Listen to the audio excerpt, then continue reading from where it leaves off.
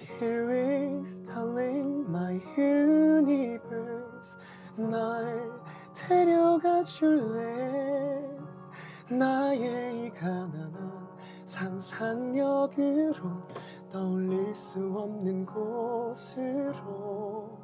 그럼 노래를 할 때도 똑같아요. 계속 이 후 하는 느낌을 가지고서 오늘 밤 내가 꾸고 싶은 꿈은 이런 식으로 계속 꺼내주는 느낌으로 소리를 내야 되는. 안녕하세요. 안녕하세요. 네, 자기소개 좀 부탁드릴게요. 네, 안녕하세요. 네, 이웃집 사장님, 구독자 여러분 안녕하세요. 저는 14년차 보컬 트레이너로 활동하고 있는 호시라고 합니다. 와. 네. 보컬 트레이너시면 노래를 네. 굉장히 잘하실 것 같은데 과거에도 노래 관련된 일을 하셨나요? 일단은 사실 실용음악과를 나왔죠. 대학교 자체를 실용음악 입시를 해서 실용음악과를 갔었고 싱어송라이터로 나름 공연도 많이 하고 이렇게도 했었고 앨범도 몇 개 있고 뭐 그러다가 가르치는 일을 한 20대 초반에 이제 시작을 해가지고 그때부터 계속 지금까지 하게 됐죠. 학생들 중에서도 네네네. 혹시 이제 누구 알만한 사람을 좀 네. 보컬 레슨 해주시거나 한 적이 네. 있으신가요? 있는데 네. 가수분들이 보통 좀 얘기하는 걸 불편해 하시는 경우가 많아요. 그래가지고 뭐 아이돌 그룹을 한 4-5번 정도 했었고 그리고 이제 배우분들, 가수분들, 뭐 래퍼분들도 이렇게 나름 유명 프로그램 나오셔서 어느 정도 인지도 있으신 이런 분들이 꽤 계시고 제일 최근에 좀 하셨던 분은 두 분 기억나는 분이 싱글벙글이라는 유튜브 채널에서 두현님, 유민님 이렇게 계신데 여기 계시거든요. 이분들인데 네, 이분들 트레이닝 한 게 제일 최근에는 네, 스스로 연예인들이나 유명인들도 네. 이렇게 레슨을 받고 하나 보네요. 아무래도 가수분들의 경우에 오히려 더 노래를 계속 배워야겠다라는 그런 필요성을 느끼시다 보니까 오시는 경우가 많이 있죠. 아, 가수들이 오히려 네, 더 그렇죠. 뮤지컬 배우분들도 이제 작품 아. 올라가기 전에 주로 네. 오시고 네. 가수분들도 앨범 내기 전에 어떤 디렉팅이 필요하거나 고민하고 계신 부분이 있으면 그런 걸 해결하고자 이렇게 오시는 경우가 많죠. 레슨 받으면 노래 실력이 정말 늦나요? 그렇죠. 당연히 그래야 사실 보컬 트레이너라는 직업이 존재하는 이유가 그거지 않을까라고 생각을 하고요. 이제 그런 질문 되게 많이 하세요. 저는 노래를 진짜 못하는데 괜찮을까요? 음치도 괜찮을까요? 이런 질문 많이 하시는데 제가 진짜 트레이닝을 지금 14년 동안 하면서 정말 음치이신 분은 딱 두 분을 봤어요. 그 두 분은 어떤 느낌이었냐면 음의 높낮이를 아예 구별을 못 하셔서 이제 가수들이 노래하는 거 앞부분하고 끝부분을 보면 후렴 부분은 그냥 크게 부르고 앞부분은 그냥 작게 부른다라고 생각을 하세요. 그러니까 음의 높낮이가 달라지는 게 아니라 볼륨이 작고 크고라고 생각을 하시거든요. 그 두 분을 제외하고는 저는 정말 음치이신 분을 한 번도 못 봐서 누구나 다 노력하면 할 수 있다라고 생각을 합니다. 몇 개월 정도를 받아야 될까요? 그러니까 사실 이게 진짜 어려운 질문인데 해봐야 알아요. 그러니까 이게 왜 그러냐면 이 사람이 가지고 있는 어떤 기본적인 탤런트라고 할까요? 기본적인 재능이 있을 거고 네. 그리고 이 사람이 또 얼마나 습득할 수 있는 능력이 습득력이 얼마나 좋은가도 있을 거고 그 다음에 또 이 사람이 얼마나 시간을 낼 수 있는가 이 연습에 얼마나 노력을 할 수 있는가도 있겠죠. 저 같은 경우에는 제가 그 증거라고 생각을 하는데요. 이게 노래를 못하는 사람도 된다는 증거가 저라고 생각을 하는데 제가 맨 처음에 고등학교 때 노래를 배웠었는데 그때 이제 학원 전체에서 제가 꼴찌라고 얘기를 들었었거든요.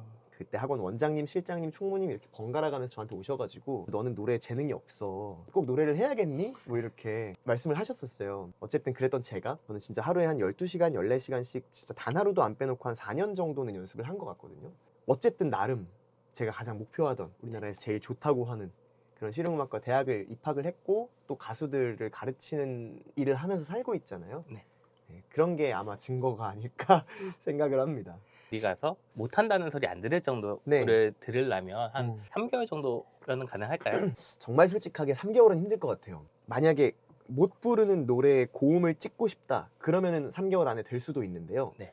고음만 낸다고 노래를 잘해 보이진 않잖아요. 그렇죠. 그래서 어느 정도 노래를 노래처럼 만들려면 평균이라고 생각을 할 때 연습도 이제 어느 정도 하실 수 있다는 전제하에 한 5-6개월 정도 걸리지 않을까? 막 너무 잘한다는 아니라도 그래도 이제 노래를 듣고 친구들이 인상을 찌푸리지 않을 정도 노래는 좀 할 수 있다 정도 그럼 보컬 학원에 이제 처음 네. 등록을 했어요. 뭐부터 시작하는 건가요? 뭐 일단은 네. 그 사람의 노래를 한번 들어보겠죠.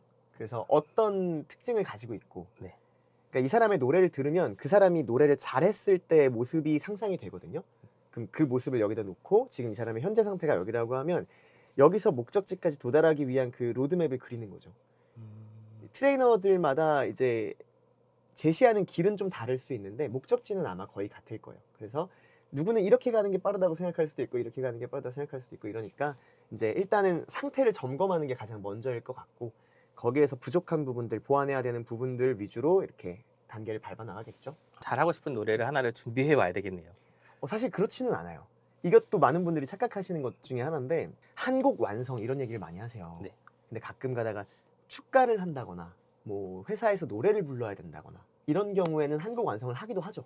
근데 그게 아니면 일반적으로는 예를 들어서 제가 한번 피디님께 질문을 드려보자면 박효신 님이 어떤 노래를 처음 보고 바로 불렀어요. 네. 이 노래를 우리는 6개월을 연습해서 불렀어요. 누가 더 잘 부를까요? 박효신. 네, 그쵸. 박효신 님이 잘 부르겠죠. 왜냐하면 딱 한 소절만 내도 나오는 소리의 퀄리티가 다르잖아요. 그렇죠. 그 노래의 느낌을 주는 방법 자체가 퀄리티가 너무 다를 거고 그래서 그런 것들의 차이가 훨씬 더 중요하지 한 곡을 완성시키고 어떤 이런 거는 불가능한 것 같아요. 내 노래 레벨이 전체적으로 올라가서 내가 애국가를 불러도 잘 부르는 사람이 되는 게 보컬 트레이닝이지 이 곡을 완성시키는 건 보컬 디렉팅의 영역이거든요. 사실 네. 이제 어느 정도 트레이닝이 만들어진 다음에 이제 앨범을 녹음한다거나 이럴 때 여기 끝 처리를 좀 더 이렇게 해봐. 여기 뭐 바이브레이션을 이런 식으로 해봐. 이런 거는 이제 디렉팅의 영역인 거죠. 그래서 물론 트레이너로서 그런 부분들도 하긴 하지만 그게 주가 될 수는 없다. 이런 게 있습니다. 레슨곡은 보통 어떤 걸로 시작을 하세요? 남자분들의 경우에 만약에 음역대가 별로 높지 않다. 그러면 이적님이나 박재정님, 존박님 아니면은 뭐 김동률님 네. 뭐 이런 분들 노래를 좀 많이 하는 것 같고요.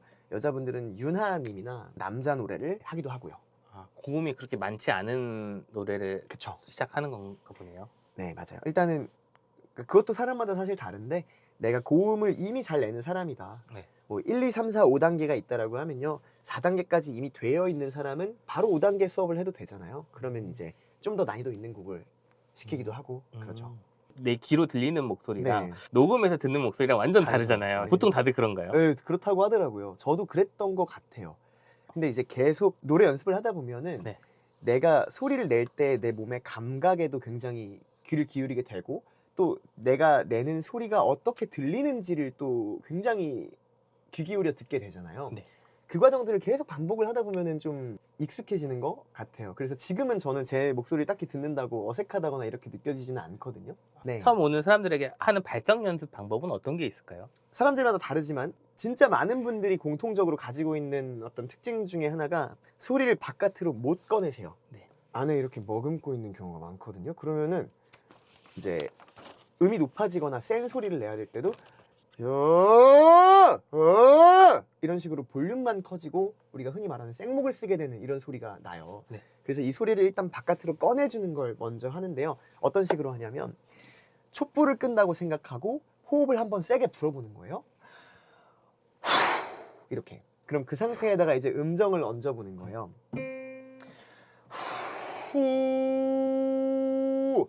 이때 소리가 후 내 안에 있는 게 아니라 후 바깥에서 난다라고 생각을 하는 거고요. 또 이때 내 배를 느껴보면 배가 꾹 눌러지는 힘이 느껴져요. 그 힘을 느끼면서 계속 이렇게 소리를 내셔야 됩니다. 후 이렇게 되면 힘이 빠진 거고 후 이렇게 해야 힘이 들어간 거예요. 그럼 노래를 할 때도 똑같아요. 계속 이 후 하는 느낌을 가지고서 오늘 밤 내가 꾸고 싶은 꿈은 이런 식으로 계속 꺼내주는 느낌으로 소리를 내야 되는. 노래를 부를 때 사람들이 고음이 안 나오는 네. 이유는 또 뭔지 알 수 있을까요? 노래의 중요한 훈련이 두 가지가 있는데 하나는 감각에 대한 훈련이고요. 또 하나는 피지컬적인 훈련이에요. 이 두 가지가 같이 조화를 이뤄야 되는데 많은 사람들이 고음이라고 하면 뿅 하고 어떤 방법이 있을 거라고 생각을 하세요. 이 방법만 알면 나도 고음을 낼 수 있을 거야. 근데 사실은 운동을 생각해 보면 되는데요. 우리가 벤치프레스 100kg를 드는 게 목표예요. 근데 이제 내가 자세를 처음에 모르잖아요. 네. 자세만 알면 100kg를 들 수 있을 거야가 아니겠죠. 네. 나는 힘이 부족하니까 20kg만 들어도 너무 버거운 사람이면 자세가 올바르다고 해서 갑자기 100kg가 들어지진 않잖아요. 근력도 길러져야 되는 거잖아요. 그런 부분들이 같이 병행이 돼야 되는데 일단은 목에 힘이 들어가는 이유는 뭐냐면 고음이라는 게 그 100kg짜리 바벨을 드는 것과 같아요. 굉장히 많은 힘을 필요로 해요.